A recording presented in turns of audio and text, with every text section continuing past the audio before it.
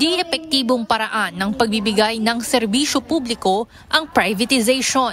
Ito ang pinaniniwalaan ng iba't ibang progresibong grupo kaugnay ng Public-Private Partnership Act na ipinatutupad sa bansa simula ng maisabatas noong 2023. Karaniwan sa mga proyektong nasa ilalim ng PPP ay mga infrastructure project na ginagamit ng mga pangkaraniwang mamamayan, gaya ng mga paliparan o airport sa bansa na kasalukuyang nasa proseso ng pagsasapribado sa pangunguna ng Department of Transportation.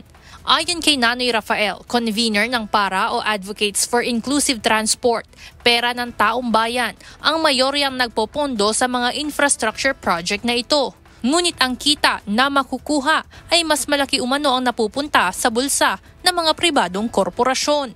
O di dapat yung public spending, ang makinabang ay yung publiko. Diba? Pinaka-efficient, si public spending buong buo mapunta sa public services, hindi sa bulsa ng mga nagne-negosyong politiko o mga nagne-negosyong korporasyon. Una na ring isinusulong sa Kamara na imbestigahan ang privatization ng mismong Ninoy Aquino International Airport dahil sa taas presyo ng terminal, parking at maging rental fee ng mga negosyo na nag-ooperate sa paliparan. Para sa grupong Ibon na isang non-profit organization, dapat ibasura na ang batas na public-private partnership at mag-focus ang gobyerno kung paano bibigyan ng mas kalidad na public service ang mga Pilipino. That the policy is bad. The policy of privatization, nothing replaces it eh.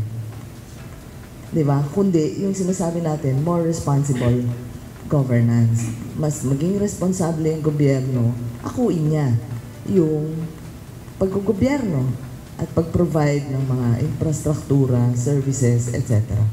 Just scrap the law. Kasi pag in-scrap mo yung law, ibig sabihin, hindi ka within the paradigm of privatization.